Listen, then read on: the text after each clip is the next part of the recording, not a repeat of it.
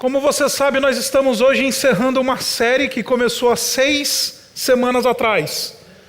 A série Os Brados da Cruz. Nesse período que nós chamamos o período da Quaresma, nós, como igreja, estávamos refletindo em cada um dos brados que o Senhor Jesus Cristo, Ele pronunciou na cruz, enquanto Ele estava sendo crucificado. E esse exercício que nós vínhamos fazendo, nada mais era do que um período em que nós estávamos nos preparando para chegar aqui, na Páscoa.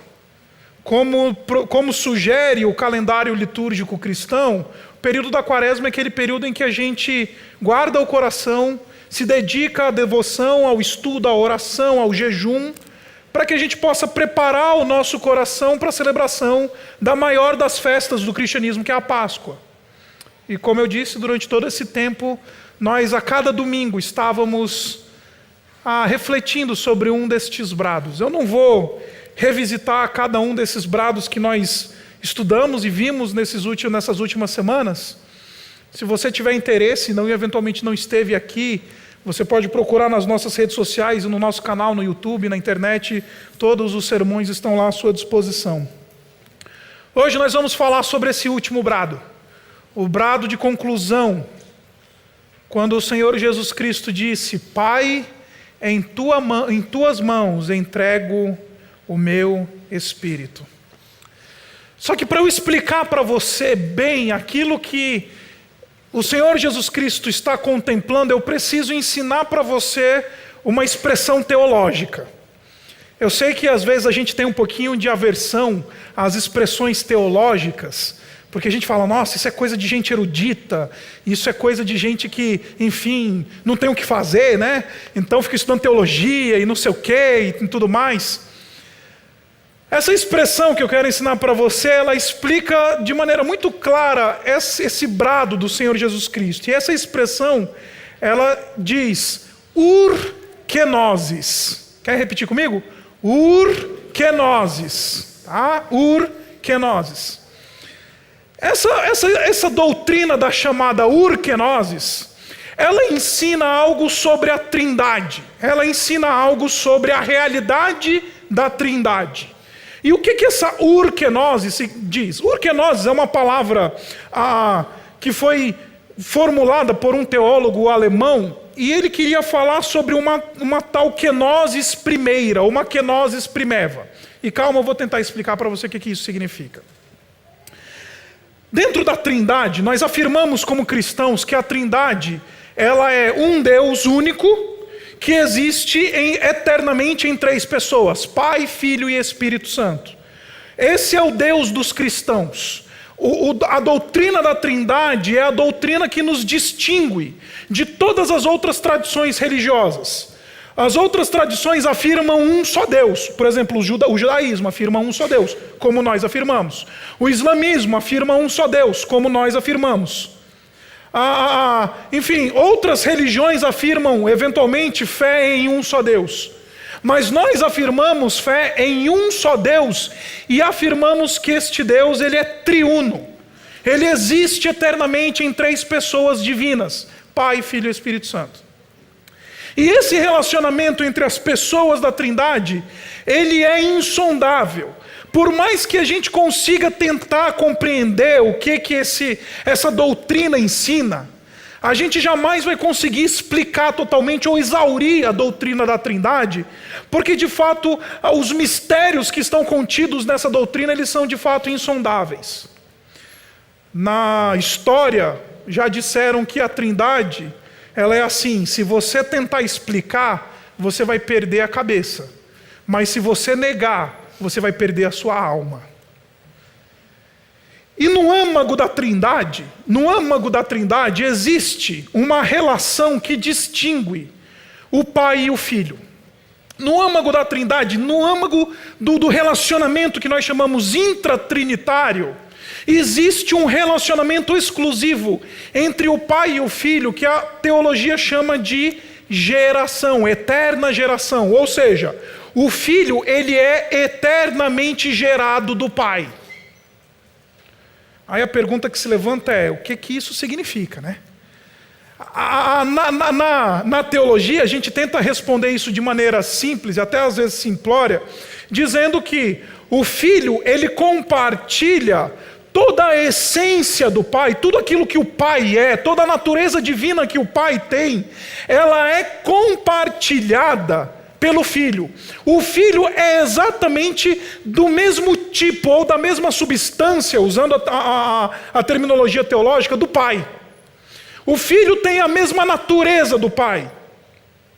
E essa doutrina da urkenosis, ela diz para nós que para que o filho pudesse ser gerado eternamente pelo pai, o pai ele tem que se esvaziar de si.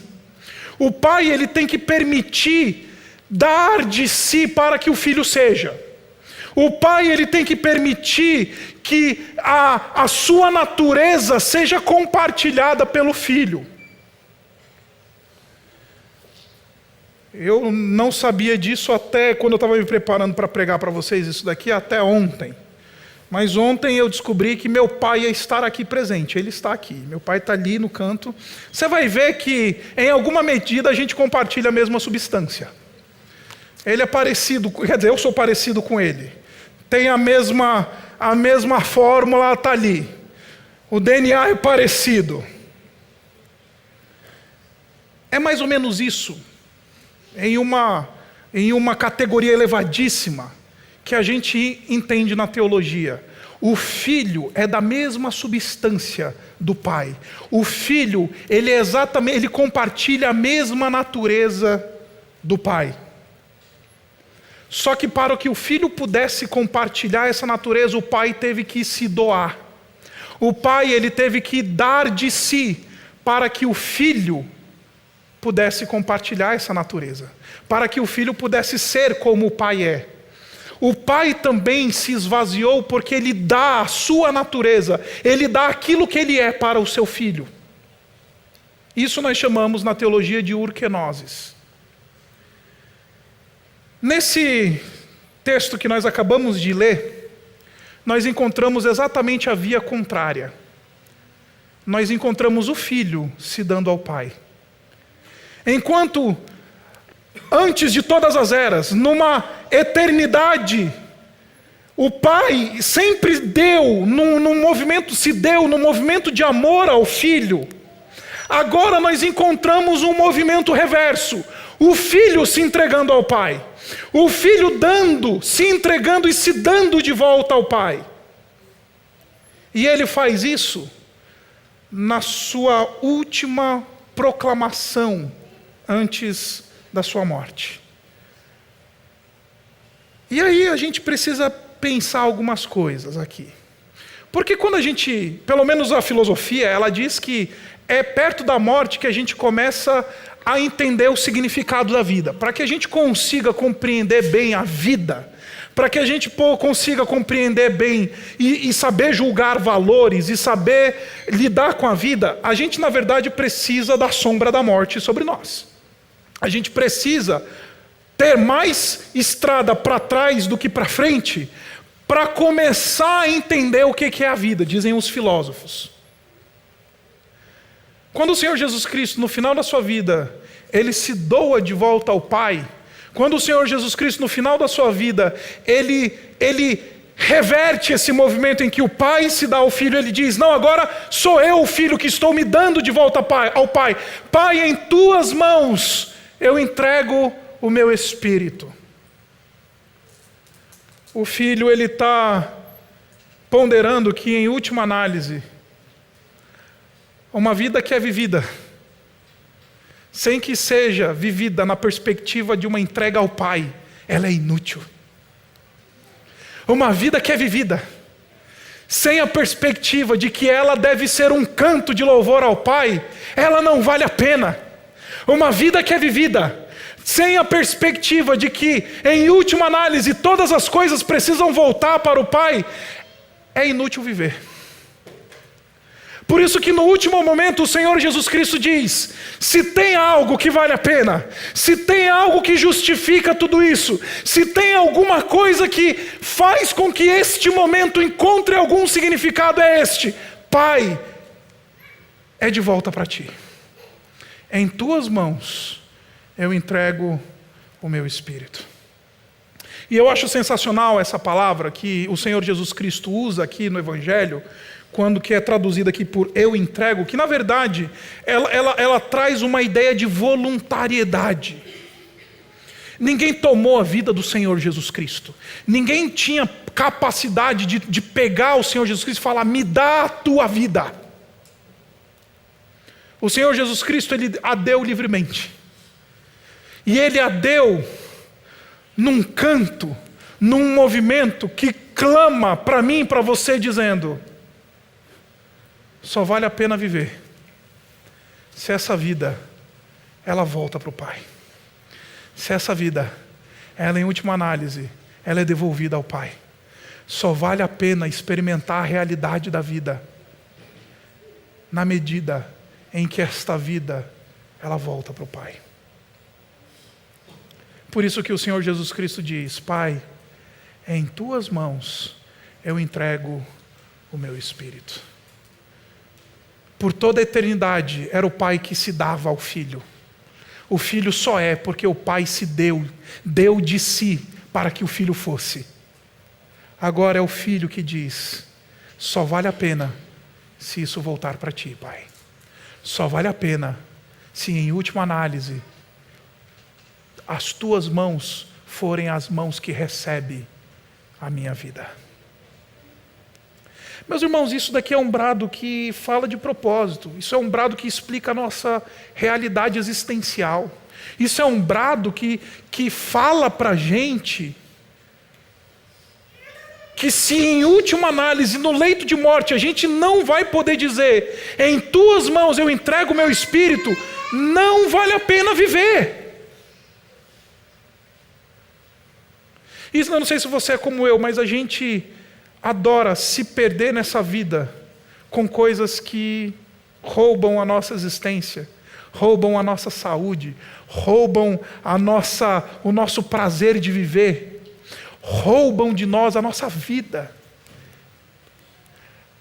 A gente acha que a gente vive para ter carreira, aí a gente gasta a nossa vida inteira na carreira. A gente acha que a gente vive a nossa vida para ganhar dinheiro, a gente gasta a nossa vida inteira querendo ganhar dinheiro. A gente acha que a gente vive para colecionar diplomas, a gente corre atrás de diplomas a vida inteira. A gente acha que a gente vive para qualquer coisa, para chegar na presidência da empresa, para ter 1 milhão na conta. E a gente gasta a nossa vida nessas coisas, quando o Senhor Jesus Cristo na cruz está dizendo, só vale a pena, só tem sentido, só encontra alguma razão, se em última análise volta para Deus, senão não vale a pena, senão é vão, senão é vazio de propósito. E meus irmãos, Salomão, no Antigo Testamento, ele descobriu isso muito cedo. E ele disse, em última análise, que correr atrás dessas coisas do mundo é vão. E aí ele chega no final da sua vida e diz, olha, de tudo que eu disse, lá no final do capítulo 12 do seu livro de Eclesiastes, ele diz, a suma síntese é, teme ao Senhor e obedeça aos seus mandamentos. Quando o Senhor Jesus Cristo, Ele chega na linha de chegada, e Ele cruza a linha de chegada, dizendo, Pai, em Tuas mãos entrego o meu espírito, Ele está dando uma lição de propósito de vida para a gente. Que a vida que vale a pena ser vivida, é a vida que em última análise, é entregue nas mãos do Pai. Essa semana eu estava conversando com um irmão e ele falou para mim assim, o propósito da minha vida é criar meus filhos. Eu falei, eu lamento pelo seu filho. E lamento por você, que está perdendo sua vida, achando que você existe para criar filhos. Aí ele travou, ele falou, mas veja bem, a Bíblia diz que Deus que espera de mim, que eu cuide bem dos meus filhos. Eu falei, eu concordo com você. De fato, se você tem filhos, Deus espera que você os eduque, que você ame eles, que você cuide deles, que você ore por eles, que você instrua eles no caminho do Senhor. Isso daqui eu não estou negando. Mas o que eu quero dizer para você é que o fim da sua vida não é isso. O fim da sua vida não é criar filho, não é ver os seus netos crescer. O fim da sua vida é que a sua vida volte para o Pai. Pai, em tuas mãos entrego o meu espírito. Segundo lugar, esse texto, esse brado do Senhor Jesus Cristo, ele é um brado de segurança. Esse é um brado de segurança porque ele está dizendo: Pai, em tuas mãos. Abre comigo aí em Mateus, no capítulo 26, eu quero ler com você um texto que eu quero apresentar para você um paradoxo. Mateus no capítulo 26, eu vou ler o versículo 45, tá? Mateus 26, versículo 45. Tá? Olha só o que diz. Jesus está no Getsemane, tá? Que foi o dia de ontem, a quinta-feira santa era quando Jesus estava no Getsemane, orando. E então no 45 ele vem e fala assim: depois voltou aos seus discípulos e lhes disse: vocês ainda dormem e descansam? Chegou a hora, eis que o Filho do Homem está sendo entregue nas mãos de pecadores. Levantem-se e vamos. Aí vem aquele que me trai. O Senhor Jesus Cristo, ele tinha sido entregue nas mãos dos homens. E nas mãos dos homens, ele encontrou traição, sofrimento e morte. Na mão dos homens, ele encontrou dor. Na mão dos homens, ele encontrou angústia. Na mão dos homens, ele foi cuspido na cara. Na mão dos homens, ele foi questionado: tu és o Cristo? Salva-te a ti mesmo e a nós também. Na mão dos homens, ele foi açoitado. Só que agora, ele está dizendo: chegou a hora de sair da mão dos homens. Chegou a hora de deixar a mão do homem. De sair do plano humano e falar: em tua mão, Pai, eu entrego o meu espírito. E meus irmãos, por que a gente não entrega a nossa vida na mão de Deus? A gente apanha na mão dos homens. E eu não vim aqui fazer discurso de coitadinho, de que o mundo ele é bom, está nos perseguindo. Sim, como cristãos, nós recebemos essa promessa de Jesus que nós seríamos perseguidos, de que nós seríamos odiados como Ele foi odiado, de que nós seríamos indivíduos não benquistos, mas indesejáveis como o Senhor Jesus Cristo era.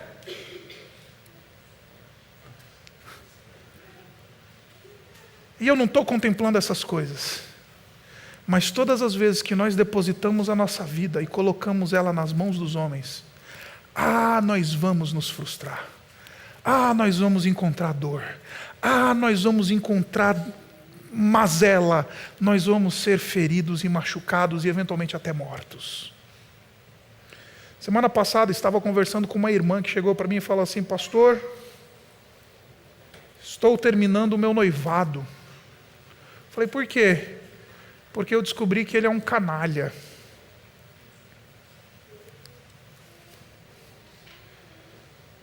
Aí eu falei: lamento por você.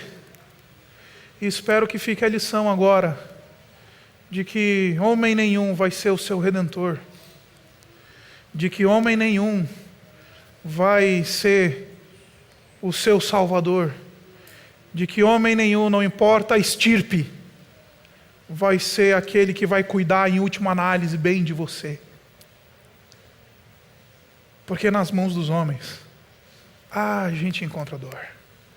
Nas mãos dos pecadores, nós vamos ser oprimidos e vamos sofrer. Por isso que este é um brado de segurança. Porque o Senhor Jesus Cristo diz: na tua mão nada disso, tudo isso vai acabar. Na tua mão esse sofrimento vai passar. Na tua mão essa angústia vai acabar. Pai, na tua mão a coisa é diferente. Pai, na tua mão a história será outra. E meus irmãos, você não precisa ir muito adiante na história do Senhor Jesus Cristo para a gente ver isso. Que a partir do momento que o Senhor Jesus Cristo coloca a sua vida na mão de Deus, no terceiro dia ele é ressurreto dos mortos. 40 dias depois ele é assunto aos céus. E hoje está sentado num trono de glória. E há uma promessa de que eu e você também sentaremos em tronos e reinaremos com Ele. O nosso problema é que a gente acha que a mão dos homens, ela é uma mão segura. A gente acha que o VGBL, o PGBL, a Previdência Privada, o Michel Temer, o Bolsonaro, seja quem for, vai nos trazer segurança. A gente acha que um salário gordo vai nos fazer felizes e seguros. A gente acha que poder arrotar por aí e dizer, olha, puxa vida, os meus filhos são todos bem criados. Isso vai nos dar satisfação e segurança. Segurança, ela vem quando a gente ora, como o Senhor Jesus Cristo orou e falou, Senhor, a minha vida está na tua mão. E é só na tua mão que eu vou encontrar plena segurança. Quando eu era seminarista, eu era meio maluco. E eu dava umas de louco assim, eu levava o pessoal da igreja para fazer rapel. Eu equipei durante muito tempo em acampamentos, com ministérios de acampamentos. E por causa disso eu fiz lá o treinamento de rapel e tudo mais. E eu lembro que nessa época meu hobby era pegar a molecada lá que aparecia no acampamento, ou o pessoal da igreja. E a gente fazia essas viagens lá para Pedra Grande, em Atibaia, e ia fazer rapel em Atibaia.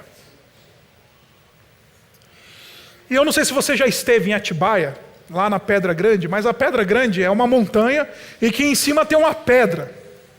E essa pedra, embora ela pese toneladas, ela é uma pedra que simplesmente está em cima da montanha, ela não tem firmeza nenhuma. Ela não faz parte da massa geológica que é a montanha, ela simplesmente é uma pedra enorme que está em cima da montanha. E eu lembro que quando a gente foi fazer o nosso treinamento lá de segurança de rapel, estava lá um rapaz com a gente que ele tinha sido do exército, tinha, enfim, feito treinamento com os bombeiros, etc. E a primeira coisa que ele falou foi o seguinte: nunca, jamais coloquem o equipamento de segurança do rapel nessa pedra. A gente olhava, mas como assim? Olha o tamanho dessa pedra. É enorme esse negócio. Aí ele falava, vem aqui todo mundo. Aí a gente encostava na pedra, ela balançava. Aí ele falava, eu vou mostrar para vocês onde vocês têm que colocar a corda de segurança de vocês. Aí ele mostrava um toquinho assim de pedra no chão. A gente falava, não, tá de brincadeira comigo. Porque esse toquinho de pedra faz parte da montanha. Enquanto esse negócio enorme que está aqui, ele balança. E meus irmãos, nessa vida a gente vê uns negócios grandes que aparecem na nossa vida, né? Uma promoção, uau! A gente vê uns negócios monstruosos assim que aparecem para a gente. A gente fala, dá para colocar a segurança da minha vida nesse negócio. Vem aquele rapazão grandão, bonito, né, para você, irmã. Você fala, dá para colocar minha esperança e minha segurança nesse rapaz. Sabe de nada, inocente. Balança e balança. Pai, em tuas mãos eu entrego o meu espírito. É um brado de segurança. E finalmente, note que o texto diz assim, o centurião vendo o que havia acontecido, louvou a Deus, dizendo, certamente este era um homem justo. Note que ao se entregar ao Pai, note que ao encontrar segurança no Pai, note que ao voltar literalmente para o Pai, o Senhor Jesus Cristo se tornou razão de louvor. E o texto diz que este centurião louvou a Deus. O nome de Deus foi honrado por causa deste movimento de entrega que o Senhor Jesus Cristo fez. Por causa desse sacrifício de se doar e se dar, se entregar. Porque como eu disse para você, ninguém tomou a vida de Jesus. Jesus livremente deu. Chegou a hora, então ele falou, eu vou dar. E entregou o seu Espírito. Mateus e Marcos, eles ainda são mais gráficos em mostrar para nós esse movimento do Senhor Jesus Cristo de dar a sua alma, entregar o seu Espírito. Que ninguém tomou de Jesus. Mas porque o Senhor Jesus Cristo entregou a sua vida, o nome do Pai foi honrado. Meus irmãos, a implicação e a aplicação dessa teologia é muito simples. Quando nós falamos, Pai, aqui está a minha vida. Pai, eu não estou muito preocupado com aquilo que me dá segurança nesse mundo, eu não estou muito preocupado com os propósitos que as pessoas às vezes querem me dar. Pai, eu estou preocupado em entregar a Ti a minha vida. Sabe o que isso quer? Sabe o que acontece? O nome de Deus é honrado. Jesus, ele foi um missionário na cruz. Ao entregar a sua vida, fez com que um centurião, um indivíduo que um romano, não era nem judeu, olhasse para aquilo e falasse, louvado seja o nome de Deus. Ele louvou a Deus.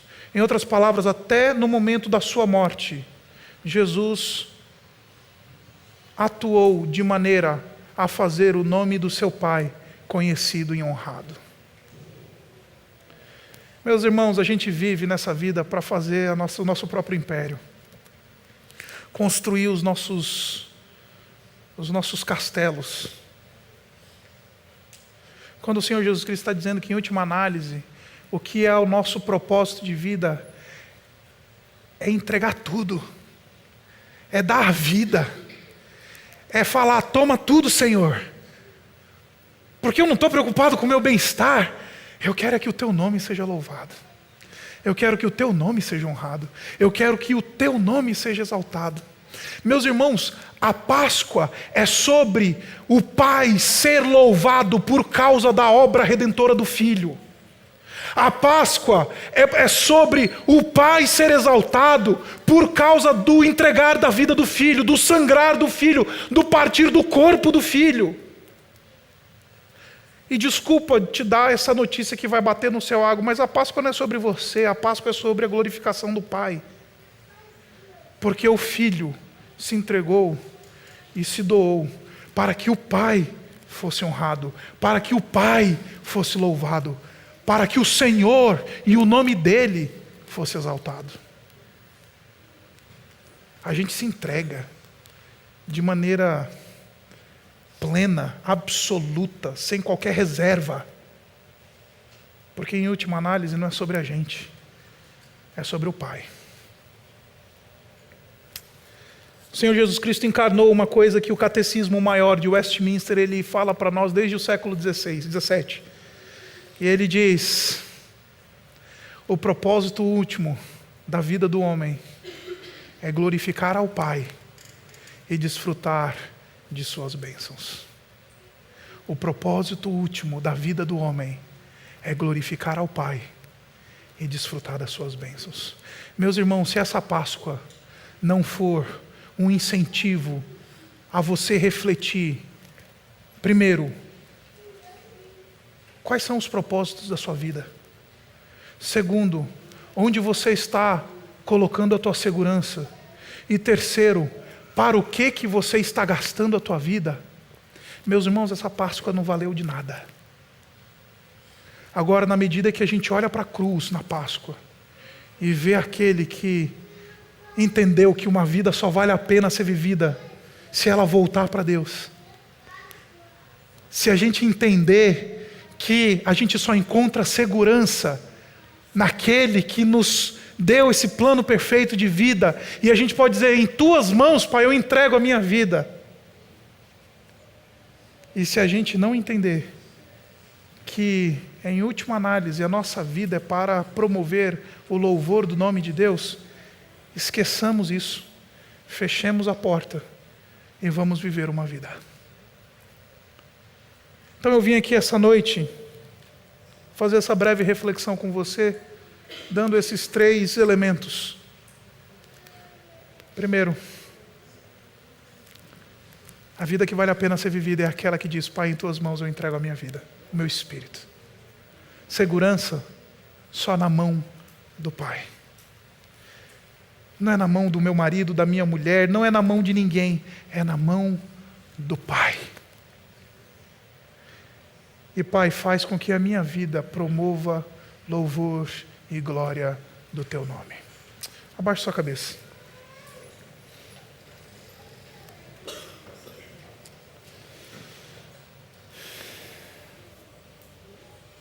Queria convidar você a uma reflexão muito simples. E orar assim, dizendo: Pai, onde é que eu estou gastando minha vida? Me mostra onde são esses lugares errados que eu estou gastando a minha vida. Que esse brado da cruz me faça voltar para Ti, como o Senhor Jesus Cristo voltou para o Pai, mostrando que uma vida só vale a pena ser vivida se for para ser entregue nas Tuas mãos. Pai, me ajuda a encontrar segurança em Ti. Não permita que eu flerte com falsas seguranças. Não permita que eu deposite a minha segurança em coisas, em pessoas, mas que em Ti eu encontre a segurança da minha alma, que seja a âncora da minha alma.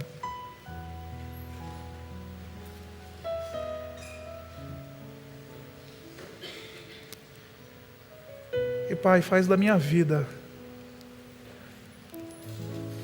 faz do meu sofrimento, faz da minha dor, faz da minha angústia razão de louvor do Teu nome e glória do Teu nome.